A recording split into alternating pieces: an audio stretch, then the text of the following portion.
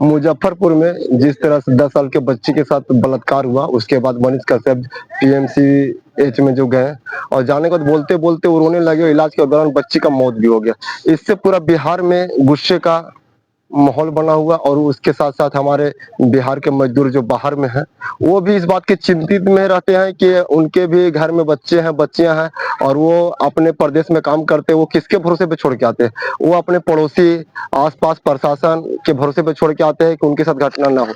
और ऐसी घटना से पूरे बिहार में माहौल बना हुआ है और उसके साथ साथ वो जो बाहर के में मजदूर लोग रहते हैं बिहार के, वो भी गुस्से में है। चलिए इसी बात के लिए बिहार से कुछ मजदूर लोग हैं, उनसे ही बात करेंगे।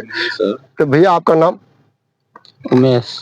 सर आप ये बताइएगा, जो मुजफ्फरपुर में भी जो घटना हुआ है, एक बच्ची के साथ बलात्कार हुआ है और वो पीएमसीएच में गए थे इलाज करवाने के लिए, 4 से 5 घंटे तक हॉस्पिटल में वो एम्बुलेंस पे ही रहे, लेकिन उसका बेड नहीं मिला। जब बेड मिला, जब कुछ राजनीतिक नेताओं लोग जब एंट्री किया तो उसको बेड मिला, लेकिन इलाज के दौरान उसकी मौत हो गई।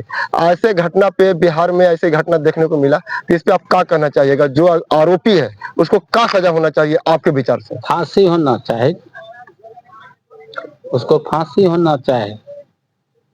और कुछ ऐसी जो सजा जो उसको माने कम से कम उसको कहाँ से कहाँ सजा होनी चाहिए? वो बच्ची कितने साल का था? 10 साल की बच्ची है। 10 साल की।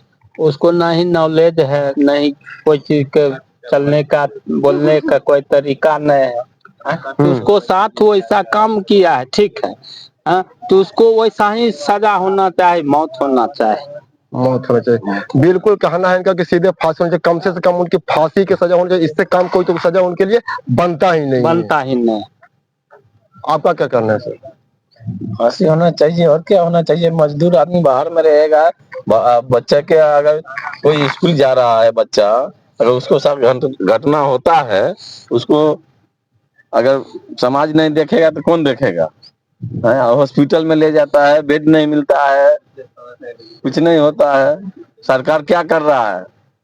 सरकार को जब वोट देगा तो सरकार क्या कर रहा है? हॉस्पिटल में बेड क्यों नहीं मिलता है, बताइए। इसमें तो डॉक्टर पे भी सवाल उठता है, तो स्वास्थ्य व्यवस्था पे भी सवाल उठता है। अगर मैं बच्ची आई थी 4 घंटा तक बाहर एम्बुलेंस में तड़पती रही, तो डॉक्टर भी क्या कर रहे थे? उनको बेड क्यों नहीं मिला? अगर इलाज होता तो काश वो बच्ची आज हम लोग के बीच में होता। डॉक्टर भी, उसका भी कमी है, डॉक्टर के भी कमी है, डॉक्टर का कमी है, और जो हमारे मंत्री हैं उन पे भी कमी है को अगर मैं अपने हॉस्पिटल में व्यवस्था बनाए रखते तो आज वो बच्चे जिंदा रहती।